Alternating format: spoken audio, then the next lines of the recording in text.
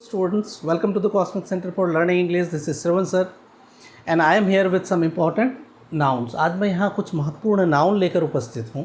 ये वैसे नाउन हैं जब ये सिंगुलर में होते हैं तो कुछ और अर्थ होता है और जब ये प्लूरल में होते हैं तो वहाँ इनके अर्थ बदल जाते हैं। ठीक है, नाउन वही रहता है लेकिन सिंगुलर और प्लूरल होने के कारण इनके अर्थ बदल जाते हैं। तो अगर इन सारे वर्ड्स को हम नहीं जानते तो हम न करेक्ट बोल सकते हैं न करेक्ट लिख सकते हैं। So it is very important for us to learn the words okay individually so that we can avoid the mistake what we might or we may commit while speaking or writing. Okay, let's get into the topic today. चलिए हम लोग इस आज के topic जो important nouns हैं उसमें आते हैं और इंडिविजुअली हर वर्ड को जानते हैं। देखिए पहला वर्ड है एब्यूज़। ठीक है, आप लिखते जाएंगे और नहीं तो स्क्रीनशॉट बाद में ले लेंगे, लेकिन समझिए अगर कोई स्पेलिंग आपको यहाँ से समझ में नहीं आया तो मैं अभी बोल रहा हूँ, आप उसको नोट डाउन करेंगे। Abuse, ABUSE। ठीक है, तो जब मैं बोल रहा होता हूँ तो आप प्रोनाउंसिएशन भी सीख पाएंगे उसका। एब्यूज़, तो एब्यूज़ मतलब क्या होता है, हिंदी में उसका अर्थ होता है गाली देना। ठीक है, हिंदी में क्या उसका अर्थ होता है, गाली देना नहीं, गाली। ठीक है, और अगर भव के फॉर्म में इस्तेमाल करेंगे तो फिर वो गाली होगा, लेकिन यहाँ नाउन के फॉर्म में, मैं नाउन की बात कर रहा हूँ। तो एब्यूज़ मीन्स गाली, लेकिन एब्यूज़ में अगर एस लगता है और वो एब्यूज़ेस हो जाता है तो एब्यूज़ेस में क्या उसका अर्थ हो जाता है, कुरीतियाँ। ठीक है, बैड ट्रेडिशन, इल ट्रेडिशन। ठीक है, तो यहाँ पे क्या उसका अर्थ हो जाता है, कुरीतियाँ। ठीक है, इज़ इट क्लियर कि जब सिंगुलर में होता है एब्यूज़ तो उसका अर्थ होता है गाली, लेकिन जब वो प्लूरल में हो जाता है, एब्यूज़ जब हो जाता है तो उसका अर्थ हो जाता है कुरीतियाँ। ठीक है, कुरीति मतलब समझते हैं ना, जो कुछ परंपराएं हमारी होती है और वो परंपराएं अच्छी नहीं होती, उसको कुरीति कहते हैं। ठीक है, दूसरा एडवाइस, ADVICE। ठीक है, एडवाइस मतलब होता है सलाह। ठीक है, जो हम दूसरे को देते हैं। बात समझ में आ रही है, सलाह समझ में तो आता होगा। ठीक है, जब हम किसी के लिए, किसी की भलाई के लिए और किसी कार्य को करने के लिए किसी को हम बताते हैं, तरीका बताते हैं कि ये काम ऐसे कर लेना चाहिए जो उनके हित के लिए हो। ठीक है, तो उस तरह की जो बातें होती हैं उसको सलाह कहा जाता है। तो यहाँ पे एडवाइस मतलब सलाह, और जब एडवाइस में एस लग जाता है, उसी ADVICE में सिर्फ एस जोड़ दिया तो उसका मतलब संवाद हो जाता है, कम्युनिकेशन। ठीक है, उसका मतलब क्या हो जाता है, संवाद। चलिए तीसरा word air, AIR। Air means हवा, जिसको हम लोग जान रहे हैं। ठीक है, लेकिन उसमें एस लग जाने से क्या हो जाता है, वो दिखावटी आचरण हो जाता है। ठीक है, दिखावटी आचरण, बात समझ, बोस्टफुल बिहेवियर कह सकते हैं हम लोग। ठीक है, आडंबर। ठीक है, तो दिखावटी आचरण किसका मतलब होता है, एयर्स। एयर में एस लग गया, सिर्फ AIR एयर था, वहाँ मतलब हवा था, AIRS हो गया, तो ये दिखावटी आचरण। ठीक है, नेक्स्ट वर्ड है अल्फ़ाबेट। अल्फ़ाबेट हम लोग जानते हैं वर्णमाला को कहते हैं। जैसे इंग्लिश के अल्फ़ाबेट होते हैं जिसमें 26 लेटर्स होता है, हिंदी में वर्णमाला होता है। ठीक है, तो अल्फ़ाबेट मतलब वर्णमाला, लेकिन उसमें एस लग जाने से, अल्फ़ाबेट्स हो जाने से क्या हो जाता है, वो लैंग्वेजेस हो जाता है, भाषाएं हो जाती हैं। ठीक है, वो क्या हो जाता है, भाषाएं। नेक्स्ट है अमेंड। ठीक है, अमेंड, AMEND, अमेंड। तो अमेंड मतलब क्या होता है, सुधार। जैसे अमेंडमेंट कहते हैं ना, अमेंडमेंट कहते हैं, तो अमेंड मतलब होता है सुधार। और अमेंड में एस लग जाता है, अमेंड्स हो जाता है यहाँ पर, लेकिन वो नाउन है, याद रखिए, वो वर्ब नहीं है। ठीक है, वर्ब में फिर उसका अर्थ वही होगा। तो अमेंड्स मतलब यहाँ पे क्षतिपूर्ति होता है। ठीक है, कंपनसेशन, जिसको हम लोग कंपनसेशन कहते हैं ना, तो कंपनसेशन ये हो गया यहाँ पे, अमेंड्स मतलब क्षतिपूर्ति। ठीक है, कुछ क्षति हो जाता है, उसकी पूर्ति के लिए जो दिए जाते हैं, ठीक है, जो कार्य किए जाते हैं उसके लिए, तो उसको हम कहते हैं अमेंडमेंट्स। ठीक है, अमेंडमेंट्स कह रहा हूँ, अमेंड्स। अपीयरेंस, अपीयरेंस मतलब क्या होता है, आप जानते हो, अपीयरेंस किसी को कहते हैं कि उसका अपीयरेंस मतलब आकृति, ठीक है। अपीयरेंस कहते हैं, देखिए उसकी अपीयरेंस कैसा लग रहा है, हम लोग कहते हैं ना। बात समझ में आ रही है अपीयरेंस का। नेक्स्ट जब हम लोग आएंगे तो हम लोग उसको सेंटेंस में यूज़ करना सीखेंगे, ठीक है। अभी मैं सेंटेंस में अगर यूज़ करूँ तो वीडियो बहुत लंबी हो जाएगी, तो मैं आज मीनिंग बताता हूँ, दूसरे दिन हम लोग उसको सेंटेंस में यूज़ करना सीखेंगे।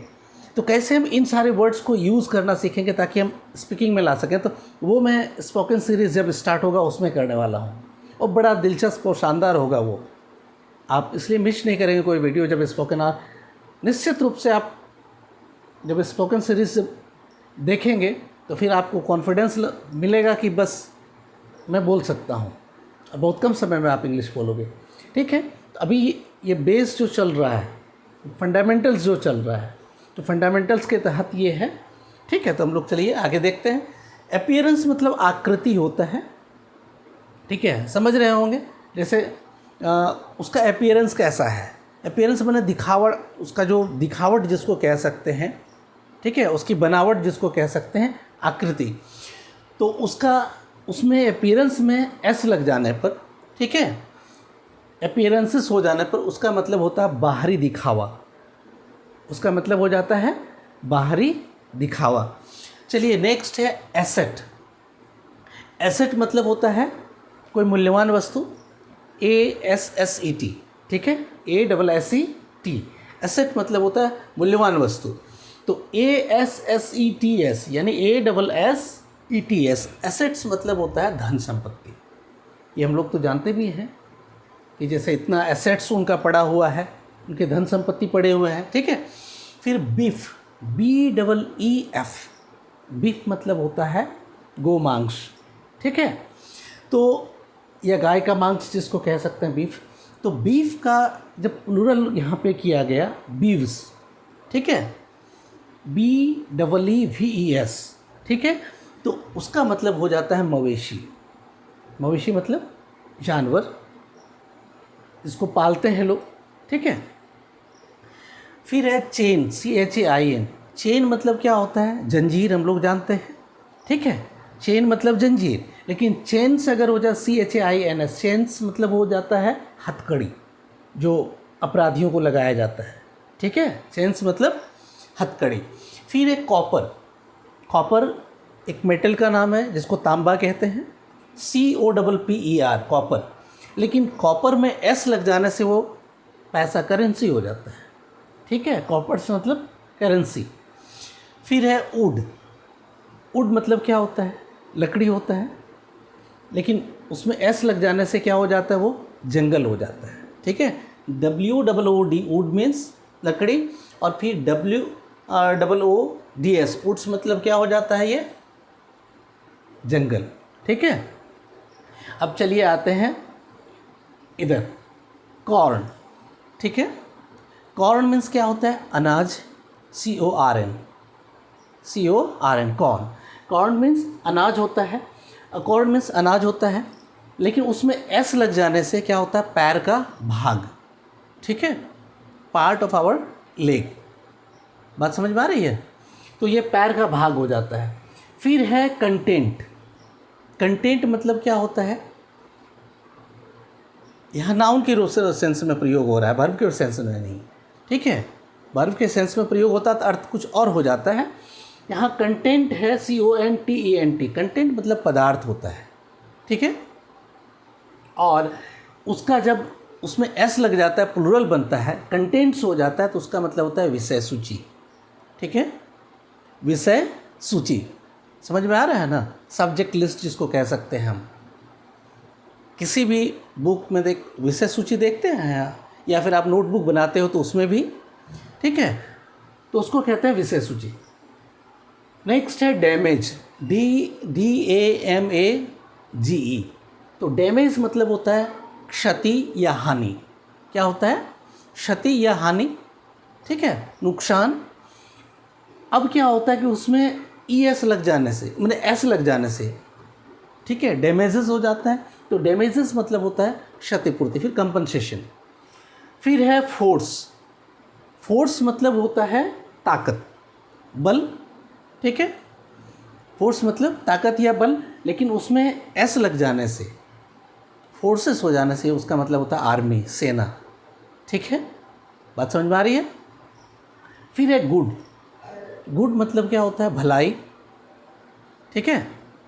गुड मतलब भलाई। मैं गुड एडजेक्टिव नहीं कह रहा हूँ, वहाँ एडजेक्टिव का कुछ और अर्थ होगा, इसलिए पार्ट्स ऑफ स्पीच को जानना बहुत ज़रूरी है, जिसको मैंने फंडामेंटल्स ऑफ ग्रामर करके डाला है एक वीडियो, ठीक है।